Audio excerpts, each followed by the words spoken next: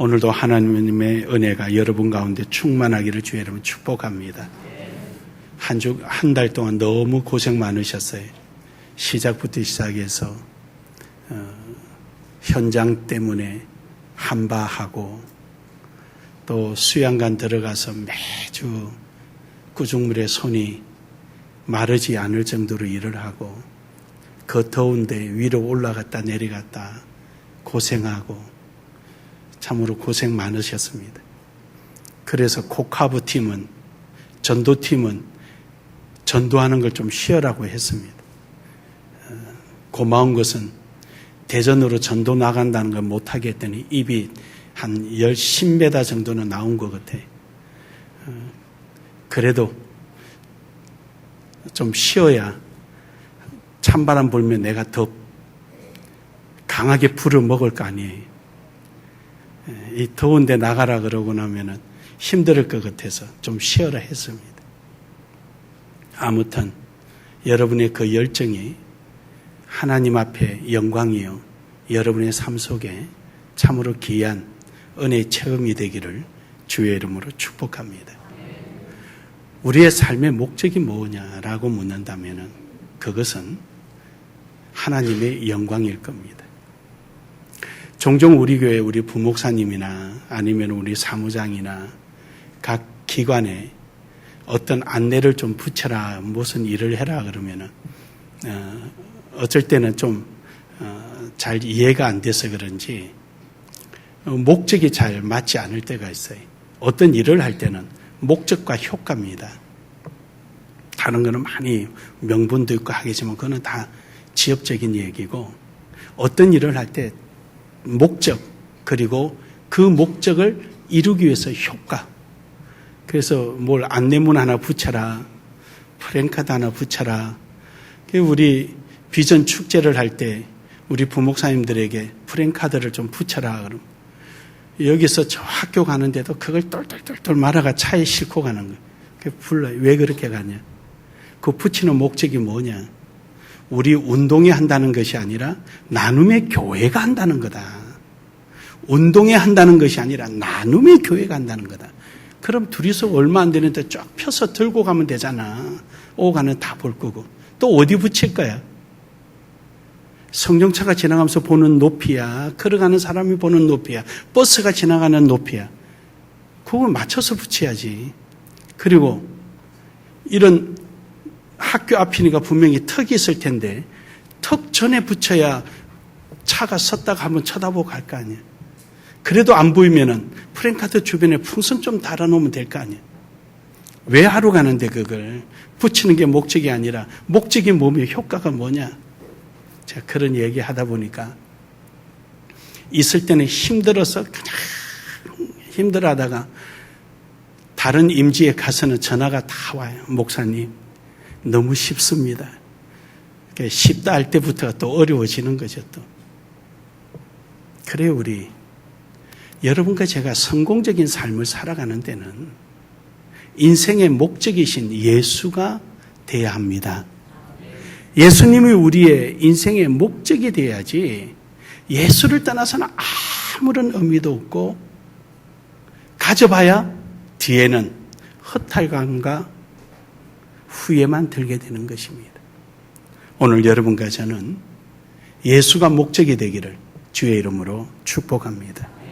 그러기 위해서는 우리가 가져야 될 것은 올바른 가치관이 있어야 합니다. 오늘 본문 말씀에 사도 바울은요 1차로 감옥에 구금됩니다. 그러나 그럼에도 불구하고 그 속에서 그는 복음에 대한 열정이 끊이지를 않았습니다. 오늘 본문 말씀 18절에 보면 이럽니다. 그러면 무엇이냐? 그러면 무엇이냐? 이 무엇이냐 말 속에 엄청난 많은 사도 바울의 인생의 목적이 그 속에 딱 담겨진. 야, 우리가 존재하는 일이 무엇이냐? 우리가 그 무엇을 하여야 진정한 가치 있겠느냐? 질문하는 거예요. 무엇을 하여야 과연 우리의 삶에 가치 있는 삶이 되겠느냐? 자기의 신념으로 일을 하는 사람은요, 추진력도 있고 지혜도 있고 경험도 있어서 해나가지만 예기치 못한 문제가 발생될 때 바로 거기서 궤도 수정을 하거나 포기를 해버립니다. 신념이 꺾여버립니다. 스스로 자유하기를 나는 최선을 다했어. 나는 여기에 최선을 다했어. 근데 환경이 이래서 어쩔 수 없어. 라고 환경이라는 낱말 뒤에 자신을 숨겨버리고 말아버립니다. 물론 그것이 하나님의 뜻이라면 어쩔 수 없겠지만 그러나 하나님 뜻보다는 자기의 신념과 자기의 의지가 앞서다 보니 그렇습니다. 그런데 오늘 여기에 사도 바울 보십시오. 그는 자기의 신념이나 의지가 아니라 자기 인생에 있어서 가장 가치 있는 것이 무엇인가를 발견하고 그것을 지금 표현하고 있는 것입니다. 즉 다시 말해서 사도 바울이 감옥에 갇혔습니다. 그러더니 평소에 사도 바울을 싫어하던 사람들이 있었어요. 그들이 사도 바울의 매임을 보고 17절에 보면은 그들은 나의 매임에 괴로움을 더하게 할 줄 생각하여 순수하지 않게 다툼으로 그리스도를 전파하느니라. 다시 말해서 사도 바울이 저렇게 까불더니 감옥에 갇혔어. 우리는 저렇게 안 해. 우리는 저렇게 하는 게 아니야. 이렇게 하는 거야. 그러면서 예수님의 복음을 전파하는 거예요. 그리고 18절에 보면은 그러면 무엇이냐? 그 치레로 하나 참으로 하나 무슨 방도로 하든지 전파되는 것은 그리스도예요. 무엇이 됐든 간에 가장 인생에 가치 있는 것은 예수 그리스도가 전파되는 복음 전파입니다. 할렐루야. 우리 인생에 있어서 예수가 표현되어지고 예수가 전하여 준다면 그 이상은 뭐가 더 필요하겠느냐? 이거보다 더한 가치가 뭐가 있겠느냐? 내가 감옥에 갇혀 있어도 내가 지금 구금돼서 아무것도 할 수 없어도 어쨌든 그들을 통하여서 복음이 전파되면 그거로서 할렐루야다. 나를 짓밟고 복음이 전파되든 나를 보고 배워서 복음 전파되든 어쨌든 복음 전파되면 그것으로서 나는 할렐루야다. 진정한 가치, 그것이 자기의 신념이나 의지로 이루어지는 것이 아니라 정말로 인생의 가치, 예수 그리스도가 전해져야 되면 그 가치를 제대로 알고 있다면 우리는 어찌하든 간에 예수님만 전파되면 감사한 줄 믿습니다. 사도 바울은 오늘 복음 전파하는 것이 나의 전 유물이 아니다. 나의 전매 특허가 아니라는 것을 말하는 것입니다. 우리 나눔의 교회는 코카브 팀이 전도하는 것이 아니라 우리 모든 교인들이 다 전도자가 되기를 소망합니다. 나만이 해야 하고 너만이 해야 하는 것이 아니라 우리 모두가 어느 자리든 어느 곳이든 복음 전파가 되어지기를 주의 이름으로 축복합니다. 이것이 우리 인생에서 가치 있는 일입니다. 인간의 생각이 좀 불편하고 어렵다 해서 해도 되고 안 해도 되는 것이 아닙니다. 우리의 인생에 있어서 가장 가치 있는 일은 나를 통하여서 예수 그리스도가 드러나고 나를 통해서 예수 그리스도가 영광을 받으면 그것으로 우리는 최고의 가치가 되는 줄 믿으시길 바랍니다. 이 모습이 됐든 저 모습이 됐든 예수님이 표현되어지기를 간절히 소망합니다. 그러나 이러한 복음 전파에 있어서 사도 바울은 두 가지에 대한 확신을 가집니다.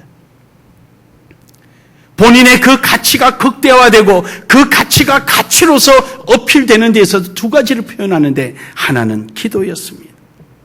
너희 기도의 힘이라고 말합니다.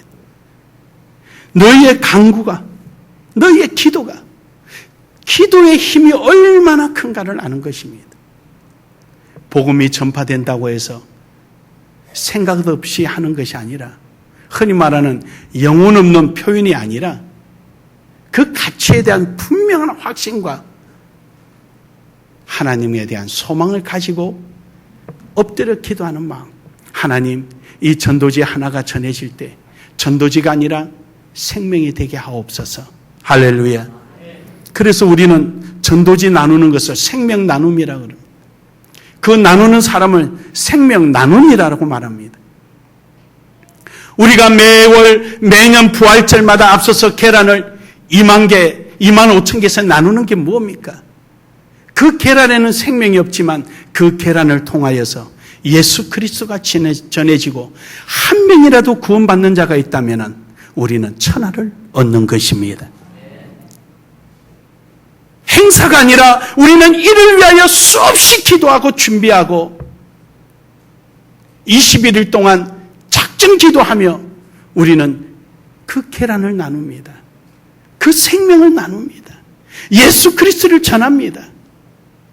사랑하는 여러분, 우리는 그 영혼을 위하여 미리 기도하고 준비하며 전해진 곳이 생명이 피어나기를 기도하는 이런 역사가 있기를 주의 이름으로 축복합니다. 그리고 나서 두 번째로 그가 확신하는 것은 성령의 도움이 반드시 있다는 것입니다. 여러분 발걸음 닿는 곳마다 성령의 도움이 있을 줄로 믿습니다. 사도 바울은 우리보다 더한 극한 상황 속에서도 그는 기도와 성령의 도움으로 그뜬히 할 수 있음을 말합니다. 심지어 자기 자신이 감옥에 갇혀 있는데 자기가 그 감옥에서 나갈 수 있다라고 생각하지 않습니까?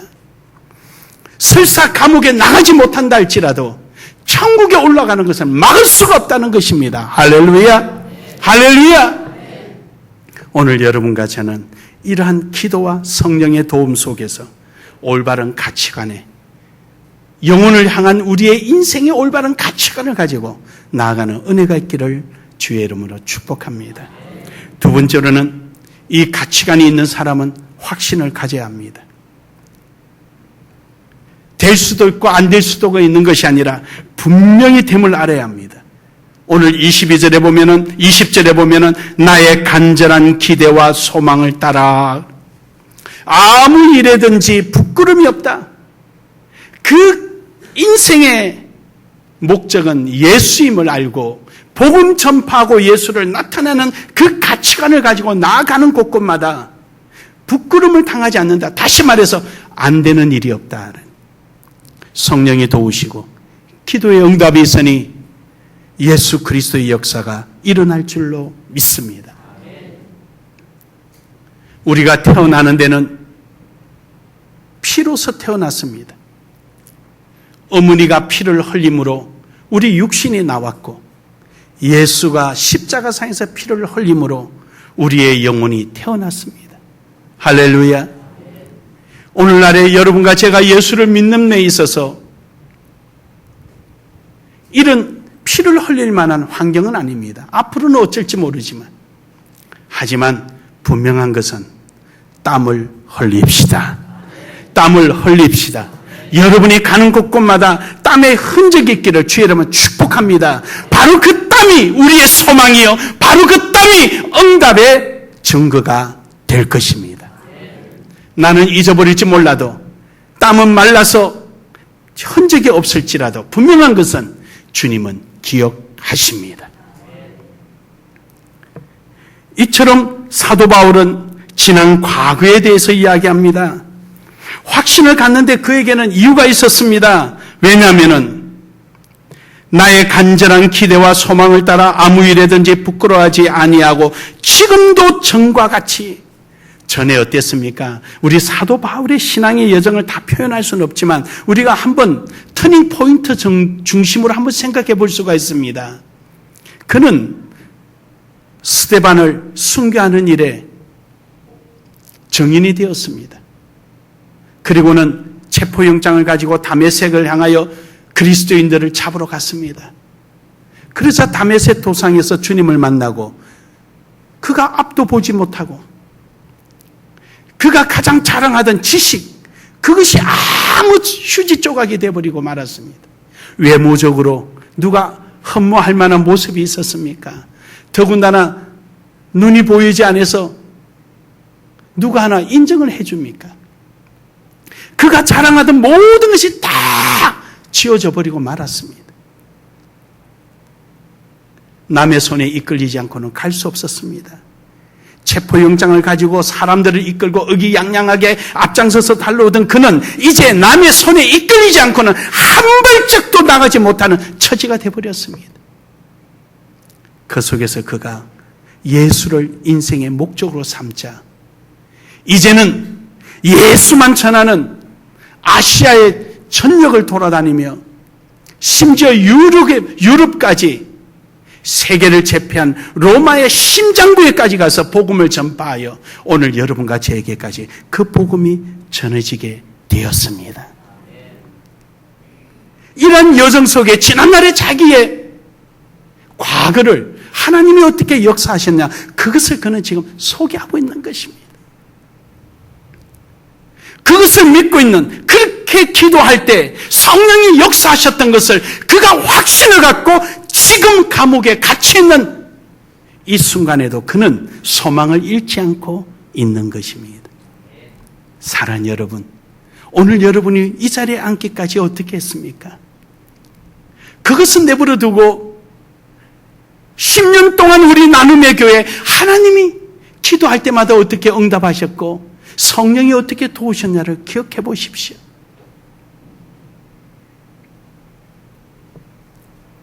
오늘도 우리 이 순간도 그 소망을 가지고 나아갑시다.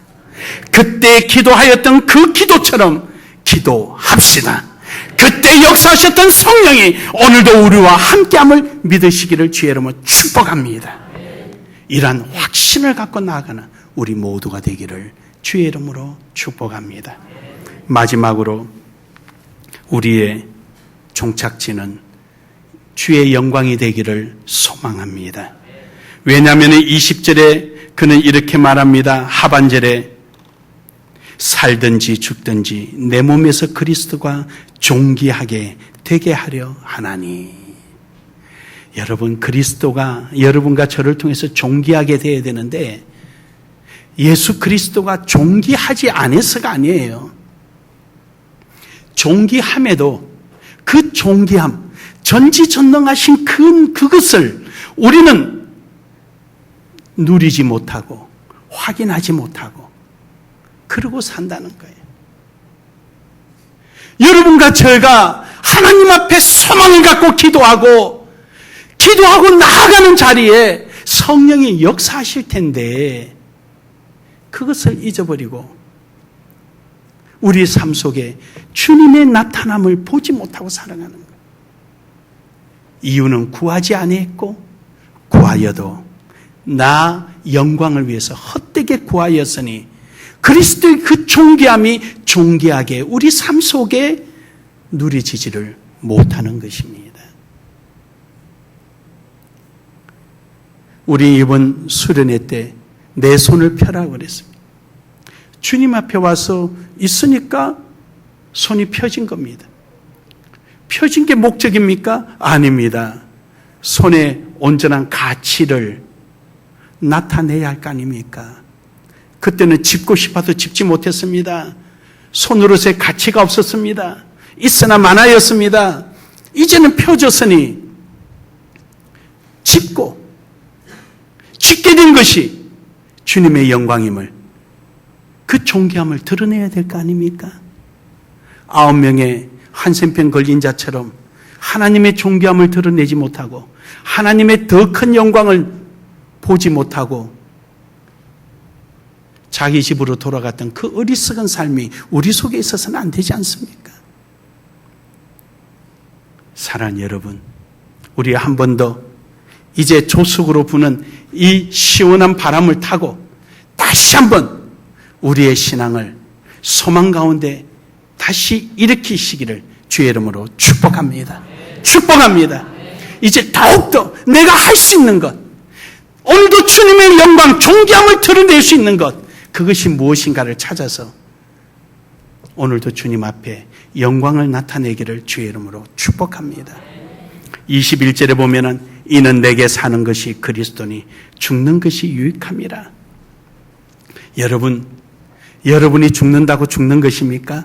죽어도 살겠고 산 자는 영원히 죽지 아니하리라. 여러분, 주님 안에서의 죽음은요, 영원한 삶의 시작이잖아요.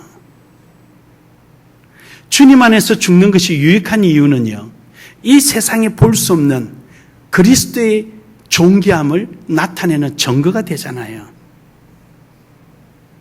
그러니까 주 안에서 죽는 것이 유익한 것이죠. 주님을 위해서 나를 포기하는 것이 유익한 것이죠. 포기가 아니라 거기는 또 다른 시작이 있기 때문입니다. 진정한 인생의 목표를 모르는, 목적을 모르는 사람은요, 자기 자신을 위해서 살다가 썩어질 것으로 끝나지만, 여러분과 저는 올바른 가치관 속에서 참으로 확신을 갖고 주의 영광에서 살아갈 때 우리에게 흘린 땀방울이 지어질지라도 그게 생명이 필 것이며, 우리가 포기한 자리에 더 큰 것으로 하나님은 우리에게 보여주실 것이며, 오늘도 여러분과 제 인생에 소요되는 곳곳마다 주의 영광의 흔적으로 기억될 것입니다. 사랑하는 여러분, 오늘도 우리의 인생의 목적이 예수임을 알고 오늘도 올바른 가치관을 가지고 확신 속에서 기도와 성령의 도움에 의지하여 주님께 영광을 돌리는 멋진 여러분의 인생이 되기를 주의 이름으로 축복합니다. 축복합니다.